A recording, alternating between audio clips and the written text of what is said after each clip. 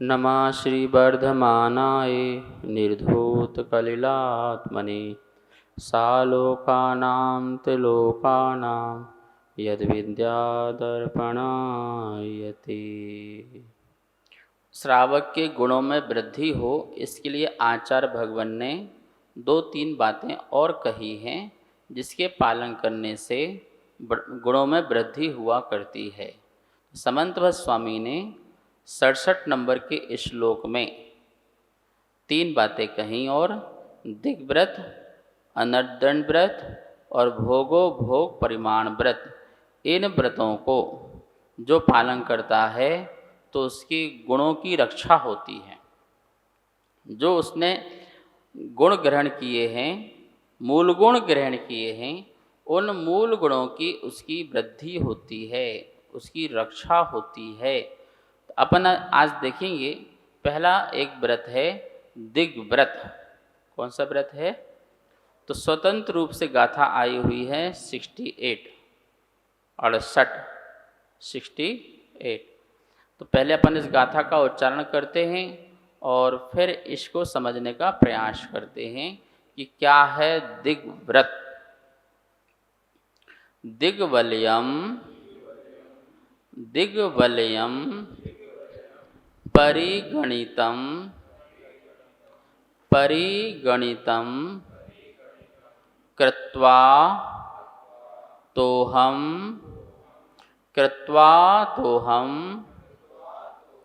बहिर्ना यास्यामि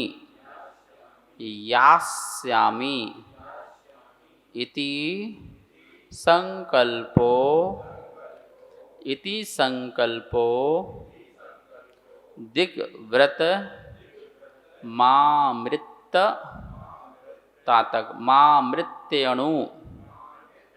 मामृत्यणु पाप विनिवृत्त्यै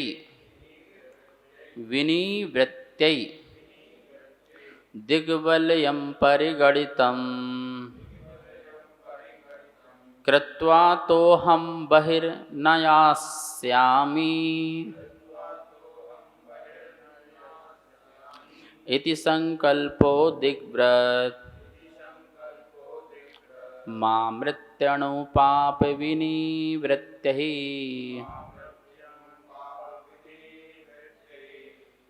एक एक शब्द का अर्थ देखिए। आमृति मरण पर्यंत, अनुपाप विनिवृत्त्यै सूक्ष्म पापों की निवृत्ति के लिए, दिग्वलयम दिशाओं के समूह को, परिगणितम मर्यादा सहित, कृत्वा करके, अहम में, अतः इससे, बही बाहर, ना नहीं, यास्यामि जाऊंगा, इति ऐसा संकल्प करना दिग्व्रत कहलाता है। क्या लिखा इस श्लोक में? दिग्वलयम। दिग संधि करो इसकी, दिग्वलयम की।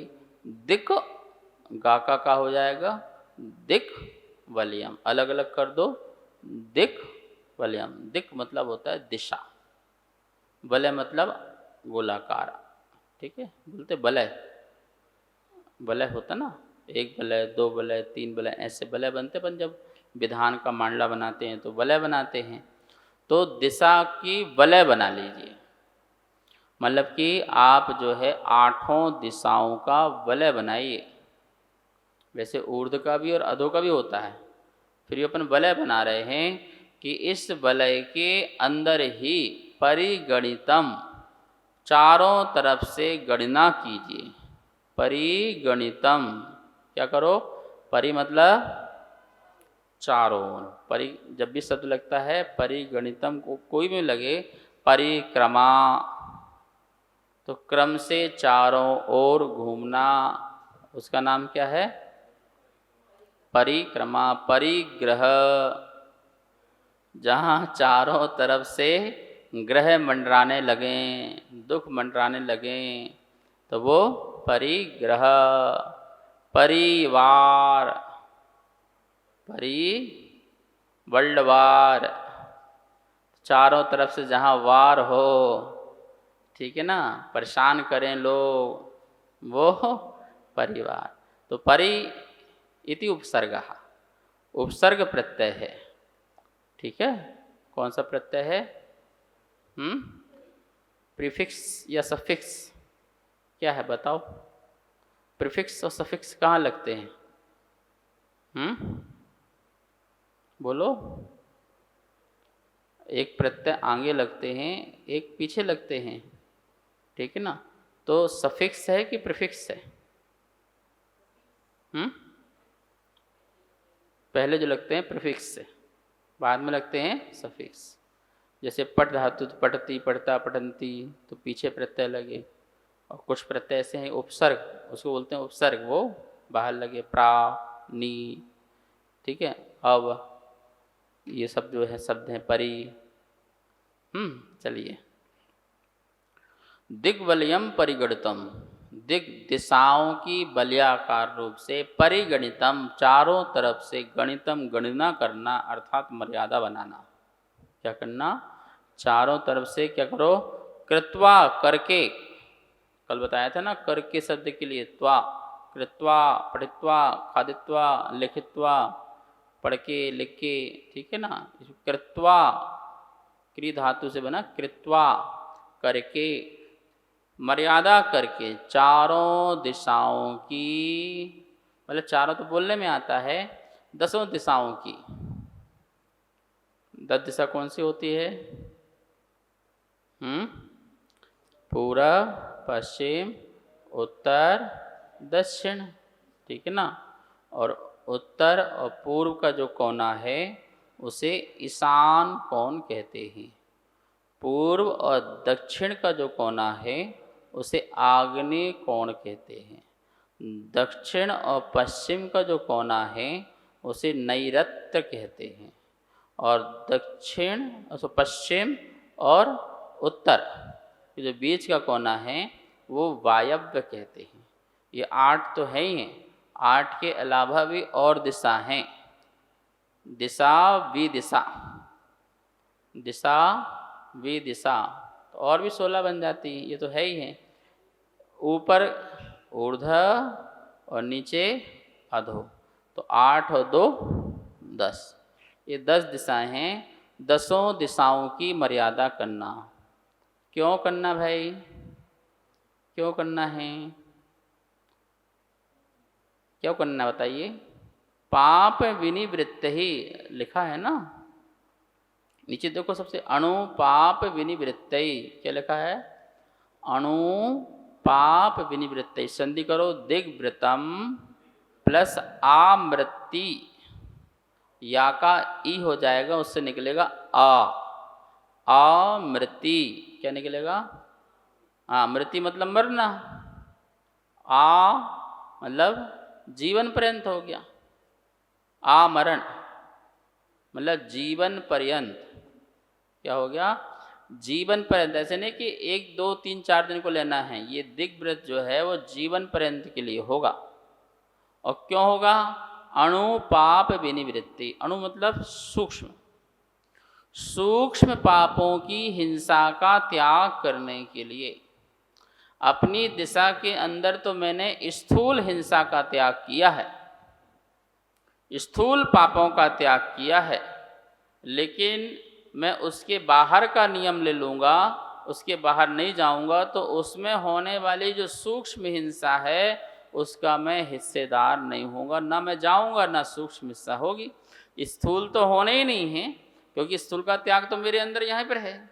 जैसे ये हॉल है, इस हॉल में हमने नियम लिया कि मैं बड़े बड़े पाप नहीं करूँगा, इतनी सीमा के अंदर रह करके कोई बड़ा झूठ नहीं बोलूँगा, कोई बड़ा हिंसा नहीं करूँगा, कोई बड़ी चोरी नहीं करूँगा। तो ये तो मैंने अपनी मर्यादा में तो किया ही किया है, ठीक है ना। लेकिन मैं और भी मर्यादा ले लूँ। क्या कर लूँ? कि अब मैं जो है यहाँ तो नहीं कर रहा हूँ, लेकिन मेरी बाहर जो है सूक्ष्म हिंसा तो हो रही है, इसका निमित्त तो बना हूँ, मेरा बाहर जाने का तो त्याग नहीं है ना। तो मेरे निमित्त से कुछ सूक्ष्म हिंसा हो सकती है और होती है जब मैं जाता हूँ, स्थूल तो होती नहीं है। तो लेकिन मैं जब वहाँ नहीं जाऊँगा तो तत्संबंधी सूक्ष्म हिंसा भी, यदि मैं बाहर जाऊँ तो बाहर जा कर के ना मुझे पृथ्वी में चलना पड़ेगा, ना वहाँ की ऑक्सीजन लेना पड़ेगी, ना सांस के लिए हवा लेना पड़ेगी, ठीक है ना वहाँ वनस्पति उपयोग करना पड़ेगा, न जल वहाँ का उपयोग करना पड़ेगा, न वायु, न पृथ्वी, जल, अग्नि, वायु, वनस्पति, इनकी हिंसा होना सूक्ष्म हिंसा है ना, ठीक है। स्थावर जीवों की हिंसा होना सूक्ष्म हिंसा है, ठीक है ना। तो मैं जब वहाँ नहीं जाऊँगा, इसके अंदर बाहर नहीं जाऊँगा, तो मेरी सूक्ष्म हिंसा का तो क्या हो गया, त्याग हो गया। तो वो अणुपाप विनिवृत्तई, क्या शब्द आ गया उसका, अणुपाप विनिवृत्तई। अणु मतलब सूक्ष्म, पाप की विनिवृत्तई, निवृत्ति के लिए। कोई आपसे बोले दिग्व्रत क्यों लेना है, दिग्व्रत क्यों लेना है, तो क्या बोलने का, जो सूक्ष्म पाप भी होते हैं, जैसे मुनिराज तो यहाँ भी रहें तो सूक्ष्म पाप नहीं करें, ठीक है ना, लेकिन हम जो हैं त्याग नहीं करते, इसलिए हमारी सूक्ष्म हिंसा का त्याग यहाँ भी नहीं है। चलो यहाँ नहीं है तो कम से कम दिशा बना लेंगे, तो वो बाहर संबंधी का तो क्या हो जाएगा। अरे आपने दिशा बना ली कि मैं दिल्ली से बाहर नहीं जाऊँगा, तो दिल्ली के बाहर जो भी मैं नहीं जाऊँगा उसकी सूक्ष्म हिंसा से तो मैं, आप दिल्ली के अंदर तो नहीं बचेंगे लेकिन दिल्ली के बाहर तो बच जाएंगे। तो आप यहाँ स्थूल के त्यागी और दिल्ली के बाहर सूक्ष्म के त्यागी, और दिल्ली के बाहर तुम सूक्ष्म के त्यागी भी हो और स्थूल के भी त्यागी हो, सूक्ष्म के त्यागी हो और स्थूल के त्यागी हो। इसलिए आप दिल्ली के बाहर वाले जो आपके परिणाम हैं उसकी अपेक्षा से कथनचित आपके मुनि के परिणाम हैं, उसके परिणाम है मुनि। आप दिग्व्रत लेते हो क्योंकि ये आगे कहेंगे, अभी ये कह रहे हैं कि हम गुणों की रक्षा के लिए, वृद्धि के लिए गुणव्रत ले रहे हैं, ठीक है। इसके बाद आएंगे शिक्षा व्रत, तो वहाँ शिक्षा व्रत हम बोलेंगे क्यों इसको लेना, तो बोलना कि मुनि की शिक्षा मिलेगी इसलिए शिक्षा व्रत को ग्रहण करना। ये पीछे की जो व्रत लिए अपन ने उसके सपोर्ट के लिए बढ़िया से चलता रहे और उसमें वृद्धि हो। आगे जो व्रत लेने वाले हैं वो मुनि के जो व्रत आएंगे उसमें हमें सपोर्ट मिले, सहायता मिले, सहारा मिले, उसको लेंगे। ये समझ लो अच्छे ध्यान से, दिग्व्रतम आमृति अणुपाप निविनिवृत्तै। दिग्व्रत हैं जो आमृति जीवन पर्यंत के लिए, काल पर्यंत के लिए नहीं, जीवन पर्यंत के लिए ले जाते हैं। अणुपाप विनिवृत्ति, जो छोटे पाप मतलब स्थावर जीवों की जो हिंसा होती है उसकी निवृत्ति भी हमारे द्वारा हो, उतने अंश में हमारे अंदर मुनिपना प्रकट होए। इस भाव से इति संकल्पो, ऐसा संकल्प करना दिग्व्रतम क्या कहलाता है। कैसा संकल्प करना, ना बहिर्यास्यामि, ना बहिर्यास्यामि, मैं बाहर नहीं जाऊंगा। अहम अहम ना बहिर्यास्यामि, मैं बाहर नहीं जाऊंगा। किसके बाहर नहीं जाऊंगा, दिग्वलयम परिगणितम कृत्वा, किसके बाहर नहीं जाऊंगा, दिग्वलयम परिगणितम कृत्वा, अपनी दिशा की परिगणना करके ना बहिर अहम यास्यामि, ना बहि अहम यास्यामि, मैं बाहर नहीं जाऊंगा। इति संकल्पो, ऐसा क्या लो, संकल्प लो, ठीक है ना। जब तक आपने संकल्प नहीं लिया और आप नहीं भी जा रहे हैं तब भी आपकी आसक्ति के कारण क्या है, उसका पाप का बंध है कि नहीं? आप लोग आहार कर लिया और आहार का आपने त्याग नहीं किया और आप भोजन भी नहीं कर रहे हैं, तो आपको कंटिन्यू आहार संबंधी आसक्ति का भाव चल रहा है, उसका त्याग नहीं हुआ। इसलिए इस बीच में कुछ होता है, मरण होता है, तो नियम से असमाधि होगी, समाधि नहीं। और मुनिराज के लिए यदि कुछ भी हो जाए, मुनिराज के लिए हृदयघात हो जाए, कुछ उपसर्ग हो जाए, कुछ भी हो जाए, तो उनकी समाधि मानी गई है धवला ग्रंथ आदि में। क्यों? क्योंकि उनका आहार संबंधी कुछ ग्रहण संबंधी, ग्रहण क्या करते हैं? भोजन ग्रहण करते हैं, इसके अलावा बाहर तो ग्रहण कुछ करते नहीं, बाकी सब त्याग है ही है। तो भोजन ग्रहण संबंधी जो विकल्प था वो विकल्प का भी त्याग है, इसलिए उनका मरण कौन सा मरण कहलाएगा? तुम्हारा नहीं कहलाएगा। नहीं महाराज जी कैसी बात कर रहे हो, हम तो सुबह भोजन करते हैं और शाम का त्याग कर देते हैं, शाम तक का 4 बजे तक त्याग कर देते हैं। तो 4 बजे का त्याग किया है तो त्याग के साथ आसक्ति भी तो लगी हुई है कि 4 बजे के बाद ग्रहण करना है।